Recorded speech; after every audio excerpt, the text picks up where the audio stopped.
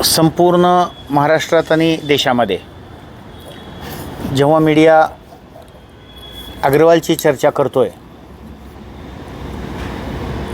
त्या अग्रवालच्या मुलाच्या हत्येची चर्चा करतोय, त्याच्या अगोदर नीटच्या पेपरफुटीची चर्चा झाली, नंतर TETच्या पेपरफुटीची चर्चा झाली. हे सगळं करत असताना मधल्या काळामध्ये महाराष्ट्रातला एक मोठा प्रादेशिक पक्ष, त्या प्रादेशिक पक्षाची वाताहत सगळ्यांनी मिळून करायचं ठरवलं, अशी परिस्थिती निर्माण झाली. आणि मग आपलं मन यूट्यूब चॅनलच्या माध्यमातून आपण 100 लोकांच्या मुलाखती घेतल्या की नेमकं हे पूर्वी एकनाथ शिंदे यांनी आमदार फोडले, नंतर ते मुख्यमंत्री झाले, दुसऱ्या टर्मला उपमुख्यमंत्री झाले. हे फार मोठा आमदाराचा गट त्यावेळेस एकनाथराव बरोबर गेला. नंतर आता या टर्ममध्ये खासदार फोडले, 9 पैकी 6 खासदार फोडले. फार मोठा गट खासदारांचा पुन्हा शिंदे सेनेकडे गेला. या सगळ्या प्रकारामध्ये आत्ता परवा अगदी उपसभापती म्हणून सचिन अहिर यांची नेमणूक केली. आणि गावागावातून, शहरातून, जिल्ह्यातून, कुठे जिल्हा प्रमुख आहेत, कुठं माजी जिल्हा प्रमुख आहेत, माजी शहर प्रमुख आहेत, चालू असलेले पदाधिकारी आहेत, बऱ्याच जणांनी शिंदे सेनेकडं ओढा घेतला. उद्धव ठाकरेंच्या शिवसेनेचं धनुष्यबाण काढून घेतलं, पक्षाचं नाव, त्याचं एक संभ्रमावस्था ठेवली. आणि मग मला हे विचारायचं होतं, महाराष्ट्रातल्या लोकांना, काही लोकांना, मी 101 लोकांना, वेगळ्या वेगळ्या सामाजिक क्षेत्रात काम करणारे, राजकीय क्षेत्रात काम करणारे आणि त्रयस्थ काही व्यक्ती यांच्या मुलाखती घेताना एक लक्षात आलं की त्यात जवळपास 77-80 लोकांनी सांगितलं की उद्धव ठाकरेंच्याबद्दल प्रचंड सहानुभूती महाराष्ट्रामध्ये आहे. पण फक्त सहानुभूती नाही, तर त्याच लोकांनी दुसऱ्यांदा कॉन्ट्रावर्सी मत केलं की पण त्यांच्याबद्दल नाराजी पण आहे. आणि मग हे 2 कॉन्ट्रावर्शियल मत आहेत की एकाच व्यक्तीच्या मनामध्ये शिवसेनेबद्दल सहानुभूती आहे, हे असं व्हायला नाही पाहिजे, कारण ते शिवसेनेवर मनापासून प्रेम करतात. पण कुण्या शिवसेनेवर? बाळासाहेब ठाकरेंच्या शिवसेनेवर.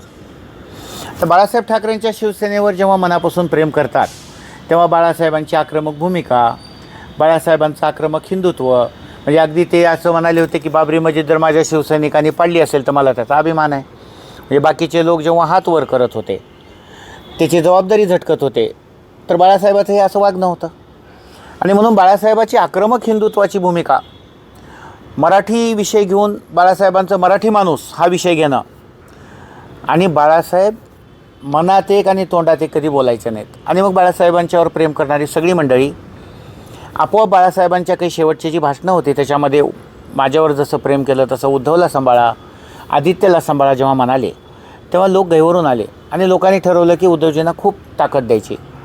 आणि मग बाळासाहेबांच्या नंतर उद्धवजींना पहिल्या सगळ्यात जास्त आमदार उद्धवजींचे निवडून आले.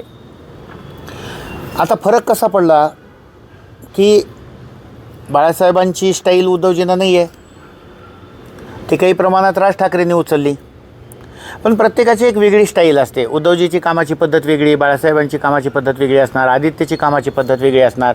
पण या सगळ्या प्रकरणामध्ये लोकांनी असं सांगितलं, विश्लेषण तर नंतर आहे, पण लोकांनी असं सांगितलं की शिवसेनेनं हिंदुत्वाचा मुद्दाच बाजूला ठेवला काही काळासाठी का होईना. सध्या तरी लोकांना हे स्टेटमेंट आवडलं नाही, शेंडी दानवेचं हिंदुत्व आम्हाला मान्य नाही, आणि शरद पवारांच्या बरोबर युती झाली, राष्ट्रवादीबरोबर, काँग्रेसबरोबर युती झाली, आणि या सगळ्याचा परिणाम शिवसेनेची थोडीशी घसरण झाली. शिवसेनेचं खरं म्हणजे कट्टर हिंदुत्व हे भारतीय जनता पार्टीला खरंच धोकादायक होतं. हे बाळासाहेबांच्या काही काळामध्ये उत्तरार्धात शिवसेना अखिल भारतीय पातळीवर घेऊन जाण्याचं स्वप्न त्यांनी पाहिलं होतं, आणि त्या दृष्टीनं देश पातळीवर शिवसेनेचे काही पदाधिकारी त्यांनी नेमले होते. अगदी दिल्लीचे वगैरे पदाधिकारी सक्रिय झाले होते. आणि मग हिंदुत्वाच्या मुद्द्यावर भारतीय जनता पार्टीला काउंटर करणारी एकमेव पार्टी म्हणून शिवसेना पुढे आली असती, तर या शिवसेनेला सगळ्यांचीच मदत झाली असती. काँग्रेसची मदत झाली असती, राष्ट्रवादीची मदत झाली असती, अगदी ममता बॅनर्जीपासून देशातल्या सगळ्या राजकीय पक्षांची मदत झाली असती भाजपच्या विरोधात. कारण की ती भाजपला काउंटर पार्टी होती. हिंदुत्वाच्या मुद्द्यावर आज एकमेव महाराष्ट्रामध्ये आणि देशामध्ये भारतीय जनता पार्टी राहिली. हिंदू महासभा तिचं अस्तित्व राहिलं नाही आणि आता शिवसेनेचं अस्तित्व त्यांनी संपवायच्या मागं लागलेत. तर मुळामध्ये कट्टर हिंदुत्वाची भूमिका शिवसेनेनं का सोडली हा लोकांच्या मनातला सगळ्यात मोठा प्रश्न आहे. मराठी माणसाची भूमिका जेव्हा हिंदुत्वाची भूमिका असते तेव्हा गुजराती हिंदू आहेत, तामिळचे लोक हिंदू आहेत, कर्नाटकातले लोक दक्षिणेतले आलेले हिंदू आहेत. तर अशा वेळेस व्यापक भूमिका म्हणून हिंदुत्वाची भूमिका घेतली, पण महाराष्ट्रातल्या मराठी माणसाला त्रास होणार नाही याची काळजी बाळासाहेबांच्या काळात घेतली गेली. आजच्या घडीला अशा सगळ्या परिस्थितीमध्ये शिवसेनेची परिस्थिती अशी झाली की हिंदुत्वाच्या भूमिकेवर संभ्रम निर्माण झाला आणि तो सगळ्यात मोठा सेटबॅक शिवसेनेला तिथंच मिळाला. हिंदुत्वाच्या भूमिकेवर संभ्रम असताना मराठीची जी अस्मिता होती ती शिवसेनेकडून थोडीशी मागं पडल्यासारखी लोकांना वाटू लागली. पडली नाही पडली हा त्यांचा प्रश्न आहे. संघटनात्मक जे एक पॉवर होती त्या काळात, म्हणजे लातूरमध्ये मी पाहायचो की ठाण्याचे मोदा जोशी म्हणून एक आमदार यायचे आणि दिवाकरराव ते मराठवाड्याचे संपर्क प्रमुख होते. तर सगळे जिल्हा प्रमुख वगैरे सगळे अगदी लाईननं थांबवून अहवाल द्यायचे आणि जबरदस्त ताकदीचं काम होतं. शिवसेनेचा असा दरारा होता की फुटल्यानंतर माणसं राजकारणात उभं राहायचे नाही, पण तो दरारा हळूहळू छगन भुजबळांनी कमी केला, नारायण राणेंनी कमी केला आणि संघटनात्मक दबदबा कमी झाला. पण आजही लोकांच्या मनामध्ये काँग्रेस अखिल भारतीय पातळीवर 100 वर्ष काम केलेली पार्टी, जवळपास मी परवा मोजत होतो की किती वेळा काँग्रेस फुटली, तर 62 वेळा काँग्रेस फुटली असं रेकॉर्ड आहे. अनधिकृत आहे ते, पण असं 62 वेळा काँग्रेस फुटल्याचा रेकॉर्ड आहे. म्हणजे माणसं फुटल्यानं पक्ष कधी संपत नाही, पण शिवसेनेचा विचार जो आहे तो विचार त्यांनी टिकवला पाहिजे. तो हिंदुत्वाचा विचार आहे, मुळातलाच विचार हिंदुत्वाचा आहे. निष्ठावान विरुद्ध सत्ता केंद्री लोक यांची जेव्हा यांचा संघर्ष शिवसेनेत चालू झाला उद्धवजीच्या काळात, तो कसा तर इलेक्टिव्ह मेरिट बघायला जायचं. मग काँग्रेसमधून आलेली काही लोक, राष्ट्रवादीतून आलेली लोक, इकडं तिकीट नाही मिळालं, एखाद्या कारखान्याचा चेअरमन आहे, त्याची निवडून येण्याची क्षमता बघून अशा उमेदवाऱ्या दिल्या गेल्या. आणि आता जी फुटलेली लोक आहेत त्यातली बहुसंख्य लोक अशीच आहेत की जी बाहेरच्या पक्षातून आलेली आहेत. शिवसेनेमध्ये काही महत्त्वाकांक्षी लोकांचं व्यवस्थापन आहे. हे लोक दुसऱ्यांना उद्धवजी आणि आदित्यबरोबर भेटूच देत नाहीत असं लोकांचं मत आहे. हे सगळं मुलाखतीतले लोक आहेत. मी शिवसेनेच्या काही फुटलेल्या लोकांची मुलाखत घेतली की ज्यांचं आजही उद्धव ठाकरेवर प्रेम आहे, आदित्य ठाकरेवर प्रेम आहे, बाळासाहेबांच्यावर तर आहेच आहे, पण त्यांचं म्हणणं असं आहे की हे जे महत्त्वाकांक्षी नेते आहेत त्यांचं जे व्यवस्थापन आहे, तर बाळासाहेबांच्या काळामध्ये काय होतं, हे रस्त्यावरची माणसं आमदार झालेली मी स्वतः बघितले. 95च्या काळामध्ये कोणी ॲटो रिक्षावाला, म्हणजे आपले एकनाथरावच मुख्यमंत्री स्वतः सांगतात की मी रिक्षा चालवत होतो.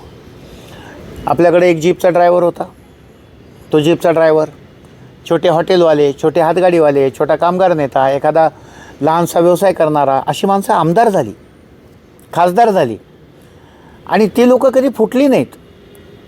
मग लोकांच्या ह्या महत्त्वाकांक्षी व्यवस्थापनामधून बऱ्याच लोकांचा संपर्क तोडण्याचा प्रयत्न केला गेला. बाळासाहेबांच्या काळातली शिवसेना परत आणायची असली तर लोकांचा पाठिंबा आजही शिवसेनेबरोबर आहे, पण कट्टर हिंदुत्वाची भूमिका शिवसेनेनं घेतली पाहिजे असं मुलाखतदारांचं म्हणणं आहे. मराठी आणि हिंदुत्व हे शिवसेनेच्या 2 नाकपुड्या आहेत आणि तो प्राण आहे शिवसेनेचा, पण आज हे दोन्ही गोष्टीकडं शिवसेनेचं दुर्लक्ष होतं आहे असं खूप लोकांचं म्हणणं आहे. आता उद्धव ठाकरे गटासमोर खरी आव्हानं काय आहेत, तर सगळ्यात महत्त्वाचं जे आहे ते सहानुभूती असून उपयोग नाही. सहानुभूतीबरोबर तुम्हाला संभ्रमावस्था नष्ट केली पाहिजे. आता सगळ्यांना असं वाटतं की उद्धव ठाकरेंच्यावर अन्याय होतो, 4-4 वर्ष बघा ना सुप्रीम कोर्टाने मॅटर घेतले नाहीत, रात्री उठून सुप्रीम कोर्ट निर्णय देत असतं.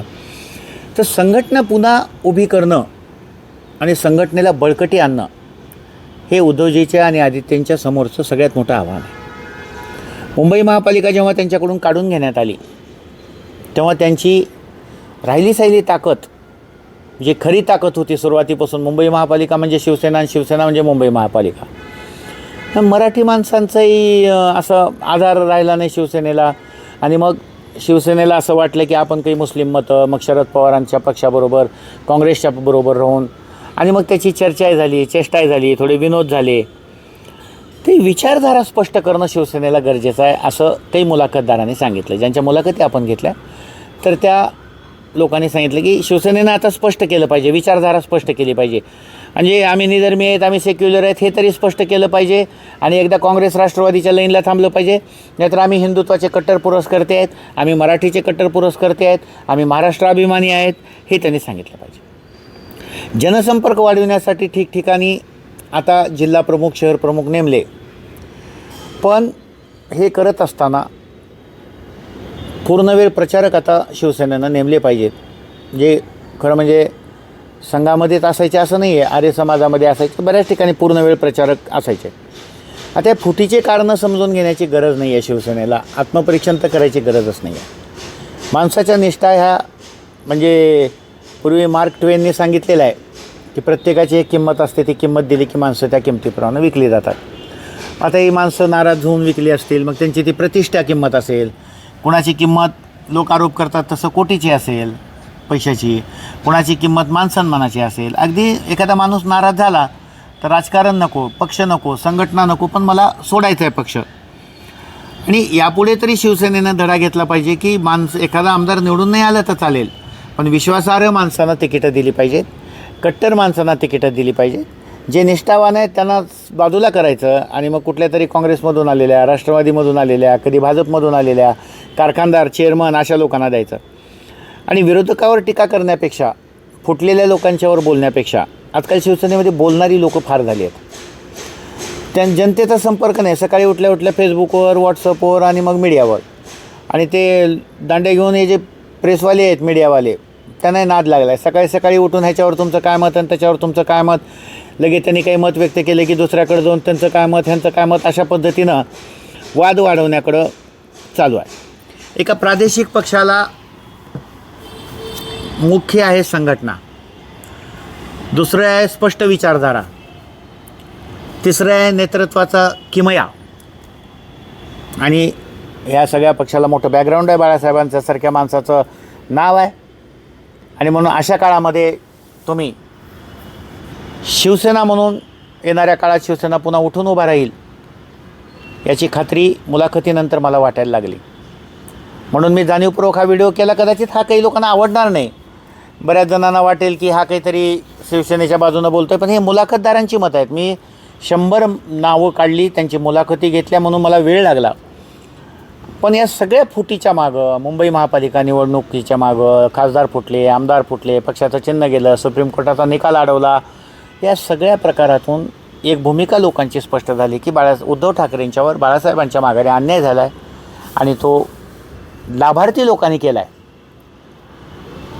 जे शिवसेनेचे खरे लाभार्थी आहेत त्या लोकांनी केला आहे. म्हणून त्यांनी निष्ठा तपासून घेतल्या पाहिजेत. याबद्दल तर दुमत असायचं कारण नाही.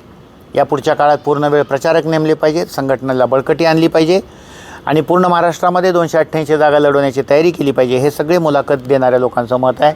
आघाडी वगैरे न करता हिंदुत्वाच्या बाबतीमध्ये स्पष्ट भूमिका, वैचारिक भूमिका स्पष्ट करावी.